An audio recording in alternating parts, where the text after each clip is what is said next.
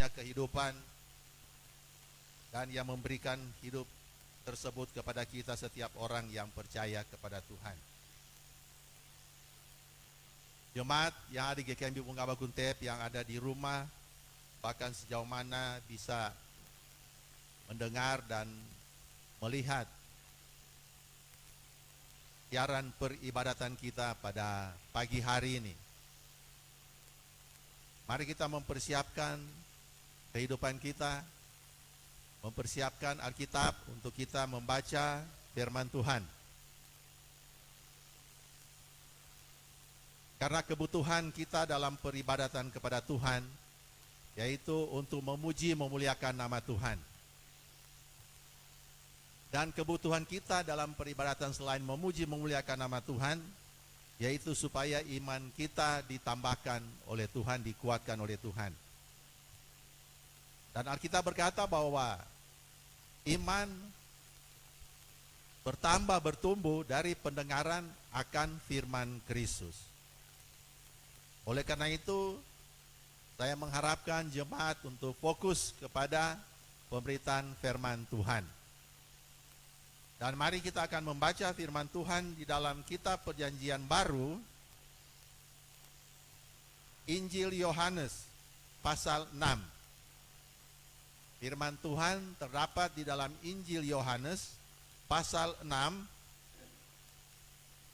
ayat 60 sampai dengan ayat yang ke-66.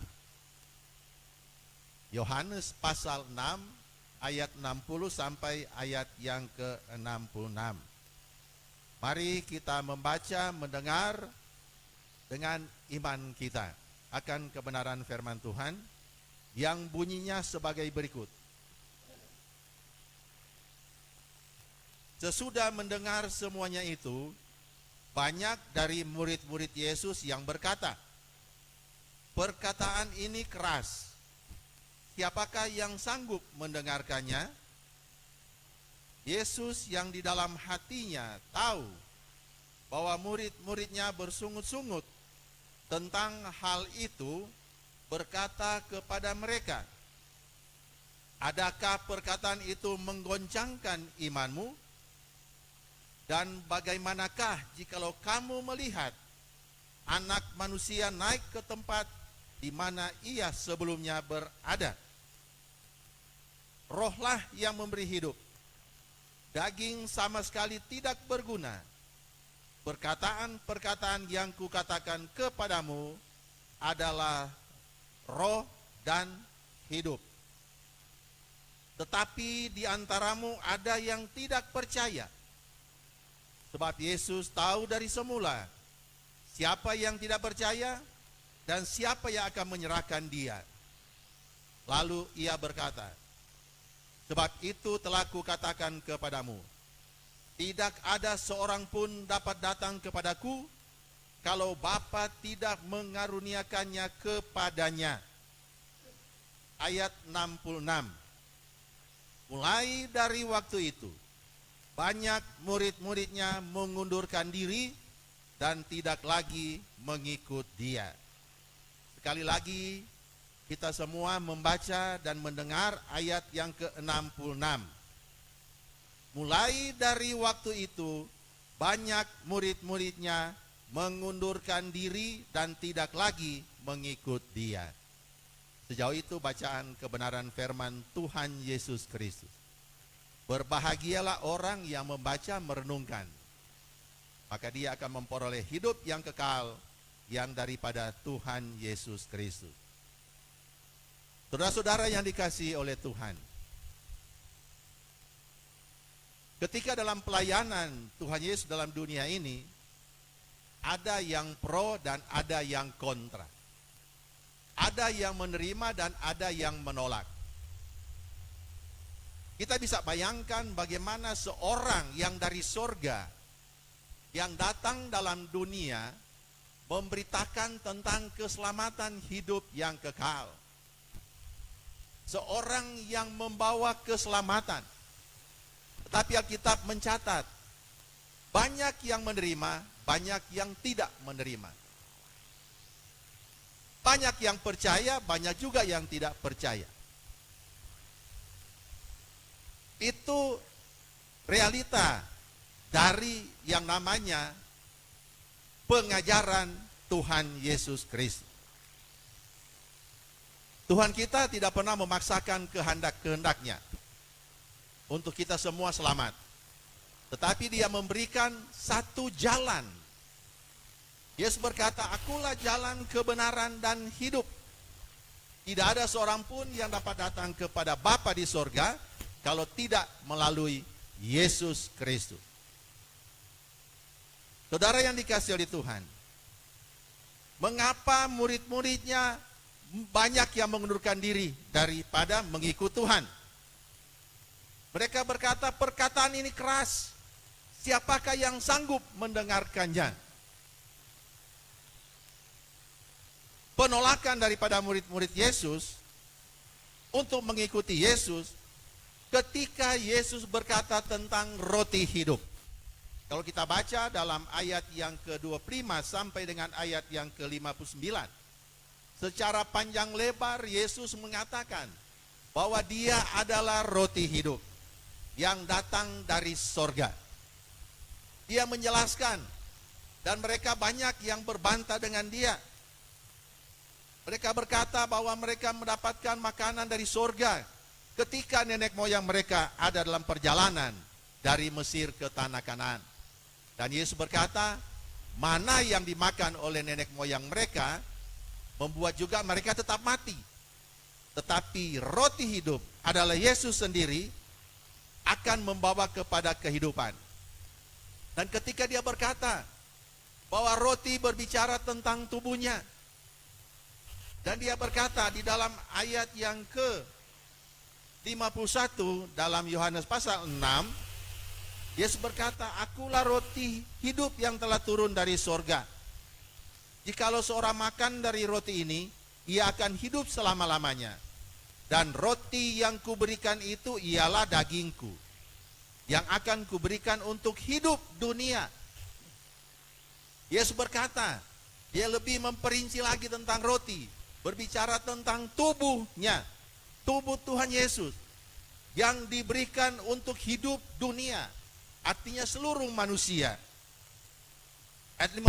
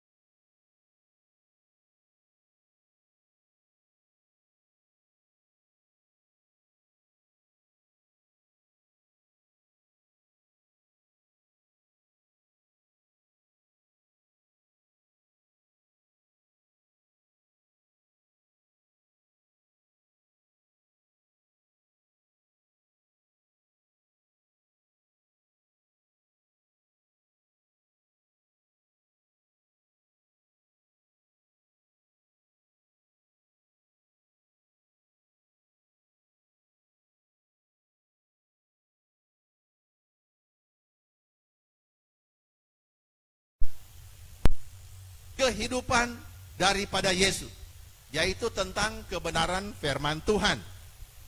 Berbicara tentang persekutuan, persekutuan yang tidak putus dengan Tuhan. Yesus berkata ketika dia sedang melakukan perjamuan kudus dengan para muridnya, dia berkata bahwa inilah tubuhku yang diserahkan bagimu. Dalam Injil Lukas, Yesus berkata, inilah tubuhku yang diserahkan bagimu. Perbuatlah ini menjadi peringatan akan aku. Dan ketika dia mengambil cawan, dia berkata, inilah cawan perjanjian yang dimeteraikan oleh darahku. Jadi ada dua hal dalam kita bersekutu dengan Tuhan. Persekutuan dengan tubuh dan darah Yesus, yaitu berbicara tentang roh dan firman Tuhan Yesus Kristus. Dalam Roma pasal 8 berkata, barang siapa tidak memiliki roh Kristus, maka dia bukan milik Kristus. Dalam Injil Yohanes pasal 15, Yesus berkata, "Jikalau aku dalam engkau, firman-Ku dalam engkau, dan engkau dalamku, maka engkau akan berbuah. Dan apa yang engkau minta akan diberikan." Jadi Yesus berkata kepada orang banyak waktu itu dan kepada murid-muridnya tentang persekutuan dengan Tuhan. Roh dan firman yang setiap kali didengar harus diresapi, harus dilakukan, harus direnungkan. Firman Kristus, Roh Kristus. Dan dia berkata untuk mengingat, memperingati kematiannya, hendaklah setiap orang percaya melakukan perjamuan kudus. Yesus berkata setiap kali kamu melakukannya dalam perjamuan kudus, kamu memperingati kematianku. Di waktu mana kita memperingati kematian Tuhan? Di waktu mana kita memberitakan kematian Tuhan? Ketika kita bersekutu dengan tubuh dan darah Tuhan, yaitu roti dan air anggur. Dan ketika kita bersekutu dengan roh dan firman Kristus. Ini yang tidak dapat ditangkap oleh murid-murid Yesus, sebagian besar, dan oleh orang banyak. Di dalam Yohanes pasal 8 ayat 43 berkata demikian, "Apakah sebabnya kamu tidak mengerti bahasaku? Sebab kamu tidak dapat menangkap firman-Ku." Yesus berkata, orang tidak dapat mengerti akan firman Tuhan, akan bahasa Kristus, karena mereka atau kita tidak bisa menangkap firman Tuhan. Menangkap firman Tuhan harus tangkap dengan roh kita. Kita bisa mengerti akan kebenaran firman Tuhan kalau kita mendengar dengan sungguh-sungguh dan kita meresapi dengan sungguh-sungguh, merenungkan dengan sungguh-sungguh, maka kita akan bisa mengerti tentang kebenaran firman Tuhan. Orang tidak lagi mengikuti Tuhan. Dikatakan maka mulai saat itu banyak yang mengundurkan diri. Karena yang saya katakan tadi, tidak dapat mengerti, menangkap firman Tuhan. Kesaksian daripada Yesus Kristus sendiri di dalam perjalanan hidupnya sebagai manusia, bahwa banyak orang yang bisa mengerti dan percaya, tapi banyak orang tidak mengerti dan tidak percaya. Akibat daripada tidak mengerti, maka timbullah yang namanya ketidakpercayaan. Tapi orang yang mengerti pasti dia percaya. Saudara yang dikasihi oleh Tuhan, orang Kristen zaman sekarang ini, di akhir zaman ini, banyak yang seperti tertulis yang dikatakan oleh Tuhan di dalam bacaan kita. Ada yang meninggalkan Tuhan secara fisik. Dia murtad, meninggalkan Kristus, dan pindah ke tempat lain. Tetapi masih lebih banyak orang yang menyangkal Tuhan, yang masih orang Kristen, tetapi hidup tidak lagi mengikuti Yesus. Kalau kita memeriksa kehidupan kita, introspeksi diri, kita masing-masing, apakah kita masih mengikuti Tuhan atau tidak? Kita masih orang Kristen. Dalam KTP tercantum agama Kristen. Tetapi yang jadi pertanyaan, adakah kita masih mengikuti Tuhan? Atau sudah mengundurkan diri? Secara KTP masih orang Kristen. Secara fisik masih memuji Tuhan. Secara fisik masih beribadah kepada Tuhan. Tetapi secara roh, adakah dia masih mengikuti Tuhan? Atau sudah meninggalkan Tuhan? Orang yang masih mengikuti Tuhan, berarti dia tetap di dalam kebenaran Tuhan. Hidup di dalam kebenaran Tuhan. Paulus berkata kepada Timotius, bahwa di akhir zaman akan terjadi yang namanya murtad. Di dalam 1 Timotius pasal 4 ayat 1. Tetapi Roh dengan tegas mengatakan bahwa di waktu-waktu kemudian ada orang yang akan murtad, lalu mengikuti roh-roh penyesat dan ajaran setan-setan, oleh tipu daya pendusta-pendusta yang hati nuraninya memakai cap mereka. Perkataan Paulus kepada Timotius. Dan sadar atau tidak sadar, mau atau tidak mau, terjadi bagi setiap orang Kristen. Banyak orang Kristen yang sedang terjadi dengan apa yang dikatakan oleh Paulus kepada Timotius. Tanpa sadar sebenarnya orang ini tidak lagi mengikuti Tuhan.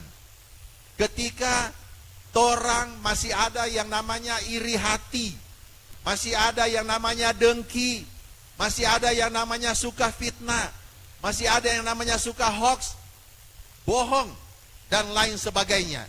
Itu sebenarnya sudah tidak lagi mengikuti Tuhan. Kembali dalam Injil Yohanes pasal 8, ayat yang ke-44 berkata, ketika Yesus berkata, apakah sebabnya kamu tidak mengerti bahasaku? Sebab kamu tidak dapat menangkap firmanku. Ayat 44, iblislah yang menjadi bapamu, dan kamu ingin melakukan keinginan-keinginan bapamu.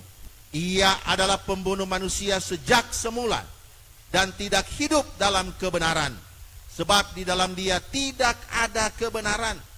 Apabila ia berkata dusta, ia berkata atas kehendaknya sendiri. Sebab ia adalah pendusta dan bapa segala dusta.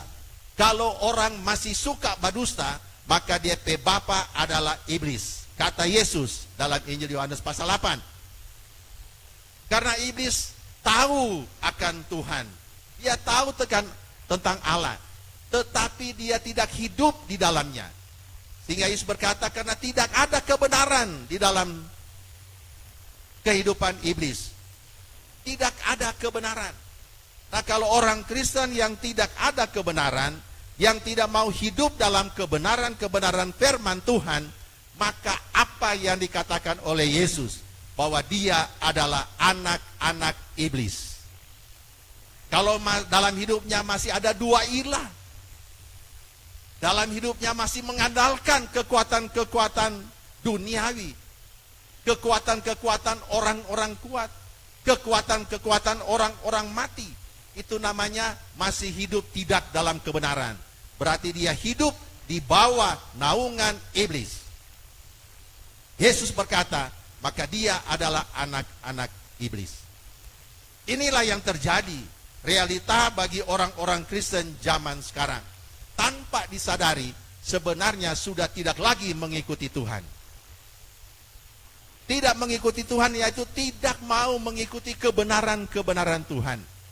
Tidak mau mengikuti dan tidak mau hidup di dalam kebenaran-kebenaran firman Tuhan. Apa yang dia pikirkan, itu yang suka dia bikin. Aku mau bikin begini, tetapi Tuhan mau bikin begini, nyana mau. Setiap orang Kristen yang mau tetap mengikuti Tuhan harus tetap ada di jalan kebenaran Tuhan. Di mana itu? Di Alkitab tercatat. Alkitab orang Kristen adalah buku yang sangat luar biasa. Banyak hal yang dapat kita pelajari tentang hidup dan tentang kematian. Tinggal kita yang mau memilih ada di jalan yang mana. Maka Yesus berkata, dia memberikan dua jalan. Jalan sempit atau jalan lebar. Jalan lebar menuju kepada kebinasaan. Jalan sempit menuju kepada kehidupan. Dan banyak orang yang sulit untuk menemukan jalan yang sempit. Yang sebenarnya banyak orang mengetahui tentang jalan tersebut, tetapi tidak mau mengikuti jalan yang sempit. Karena orang yang mau ikut di jalan yang sempit, yaitu harus mengikuti dan mentaati akan setiap hukum-hukum Tuhan. Di jalan yang sempit terdapat banyak hukum-hukum Tuhan. Rambu-rambu lalu lintas yang diberikan oleh Tuhan. itu jalan yang sempit. Jalan yang lebar, silakan mau iko, torampe mau, torampe kehendak, silakan. Semua akan terasa nyaman jalan yang lebar. Tetapi pada ujungnya adalah kematian yang kekal. Tergantung kita yang mau memilih yang mana. Mau tetap mengikuti Tuhan atau berhenti mengikuti Tuhan, mengikuti kehendak diri sendiri saja yang menuju kepada kebinasaan. Oleh karena itu Paulus berkata, bagi kita semua, ketika dia berkata kepada jemaat yang ada di Kolose, Paulus juga berkata tentang kita semua di dalam Kolose pasal 3 ayat 5 dan seterusnya, berkata demikian. Ini bagi orang-orang yang mau mengikuti Tuhan, orang-orang yang tetap setia mengikuti Tuhan Yesus Kristus. Kolose pasal 3 ayat 5. Karena itu matikanlah dalam dirimu segala sesuatu yang duniawi. Orang yang mau mengikuti Tuhan dan tetap mengikuti Tuhan, yaitu matikan di dalam dirimu segala sesuatu yang duniawi, yaitu percabulan, kenajisan, hawa nafsu, nafsu jahat, dan juga keserakahan yang sama dengan penyembahan berhala. Ayat 6, semuanya itu mendatangkan murka Allah atas orang-orang durhaka. Dahulu kamu juga melakukan hal-hal itu ketika kamu hidup di dalamnya. Orang yang ketika dia hidup dalam kegelapan, yang tidak mengikuti Tuhan, dia hidup dalam apa yang dikatakan dalam ayat 5. Tapi orang yang sudah mengikuti Tuhan, hidup dalam jalannya Tuhan, dia mematikan segala hal tersebut. Paulus berkata ketika kamu hidup di dalamnya. Ayat 8, tetapi sekarang buanglah semuanya ini, yaitu marah, geram, kejahatan, fitnah, dan kata-kata kotor yang keluar dari mulutmu. Jangan lagi kamu saling mendustai, karena kamu telah menanggalkan manusia lama serta kelakuannya. Orang yang hidup mengikuti Tuhan sudah menanggalkan sifat-sifat lamanya. Sudah menanggalkan, mematikan, dan membuang setiap sifat-sifat duniawi. Ayat yang ke-10, dan telah mengenakan manusia baru yang terus-menerus diperbaharui untuk memperoleh pengetahuan yang benar menurut gambar kaliknya. Orang yang tetap mengikuti Tuhan menanggalkan yang namanya kejahatan-kejahatan, iri hati, dengki, roh percideraan, pemberontakan, dan lain-lain. Dan dia hidup dengan segala kebenaran-kebenaran Tuhan. Masih dalam Kolose pasal 3 ayat 14 berkata demikian. Dan di atas semuanya itu kenakanlah kasih sebagai pengikat yang mempersatukan dan menyempurnakan. Orang yang mengikuti Tuhan, yang hidup dalam kebenaran Tuhan, dia mempunyai kasih daripada Tuhan. Kasih daripada Tuhan ada di dalam hidupnya. Dan orang yang mempunyai kasih, dia mengenakan kasih. Kata Paulus, untuk mengikat, mempersatukan, dan menyempurnakan tubuh Kristus, sesama manusia yang percaya dan mengikuti Tuhan. Ayat 15 dalam Kolose pasal 3. Hendaklah damai sejahtera Kristus memerintah dalam hatimu, karena untuk itulah kamu telah dipanggil menjadi satu tubuh, dan bersyukurlah. Orang yang mengikuti Tuhan, yang menerima tubuh Tuhan, adalah disebut tubuh-tubuh Kristus. Dan kita adalah tubuh Kristus. Harus ada damai sejahtera Kristus yang memerintah di hati kita. Harus ada kasih daripada Tuhan yang hidup dalam hidup kita, dan mengikat, mempersatukan, dan menyempurnakan kita semua. Ayat 16 dalam Kolose pasal 3. Hendaklah perkataan Kristus diam dengan segala kekayaannya di antara kamu, sehingga kamu dengan segala hikmat mengajar dan menegur seorang akan yang lain, dan sambil menyanyikan mazmur dan puji-pujian dan nyanyian rohani, kamu mengucap syukur kepada Allah di dalam hatimu. hidup dalam Tuhan, hidup dalam kebenaran Tuhan, yaitu orang tetap mengikut Tuhan, tidak murtad, tidak meninggalkan Tuhan. Sehingga ayat 17 dalam Kolose pasal 3 berkata, dan segala sesuatu yang kamu lakukan, segala sesuatu yang dilakukan oleh orang-orang yang ada dalam kebenaran Tuhan, yaitu dalam perkataan atau perbuatan, lakukanlah semuanya itu dalam nama Tuhan Yesus. Orang yang hidup dalam Tuhan, dalam kebenaran Tuhan, baik perkataan maupun perbuatan, melakukan semuanya itu di dalam nama Tuhan Yesus Kristus. Tidak ada orang Kristen yang melakukan kejahatan dengan menyebut nama Tuhan. Tidak ada orang yang menyebut nama Tuhan, yaitu dia melakukan, dia berkata-kata sesuatu yang baik, yang mendatangkan kebaikan bagi dirinya, mendatangkan kebaikan bagi orang lain, bagi sesama kita. Itulah orang yang mengikut Tuhan, yang tidak mundur daripada kepercayaan kita kepada Tuhan Yesus. Apa yang dikatakan oleh Petrus? Ketika banyak orang sudah meninggalkan Yesus, dalam ayat yang ke-67 dalam bacaan kita Yohanes pasal 6.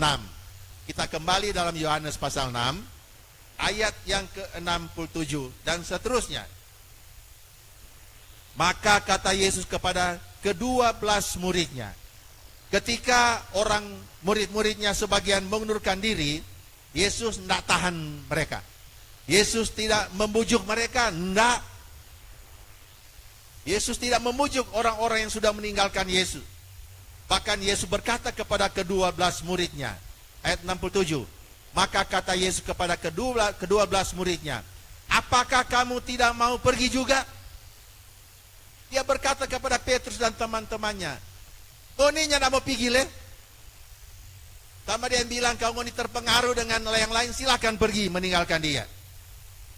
Yesus berkata, apakah kamu tidak mau pergi juga? Kita perhatikan jawaban daripada Simon Petrus. Ayat 68, jawab Simon Petrus kepadanya, Tuhan, kepada siapakah kami akan pergi? Perkataanmu adalah perkataan hidup yang kekal. Petrus dan teman-temannya ketika mendengar perkataan Kristus, mereka mengerti. Mereka paham. Karena mereka mendengar dengan seksama. Mereka mendengar dengan teliti.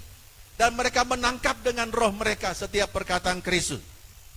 Sehingga ketika murid-murid yang lain meninggalkan Yesus, dan Yesus berkata kepada mereka, apakah kamu tidak mau pergi juga? Petrus menjawab, Tuhan, kepada siapakah kami akan pergi? Perkataanmu adalah perkataan hidup yang kekal.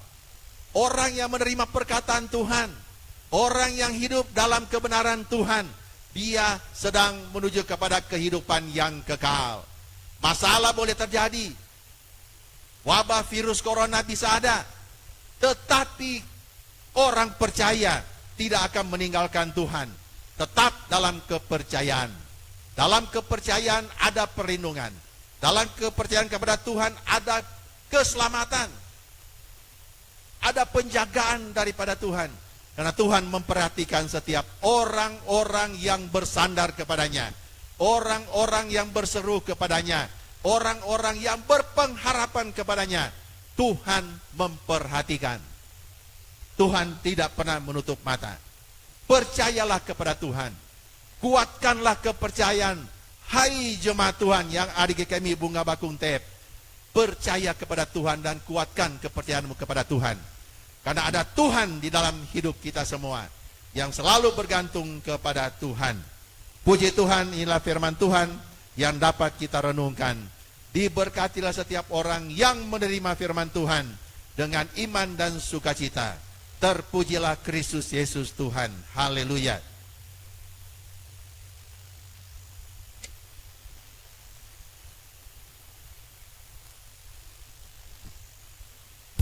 Jemaat yang ada di rumah, mari kita mempersiapkan, memberkati pekerjaan Tuhan dengan kita memberikan korban persembahan.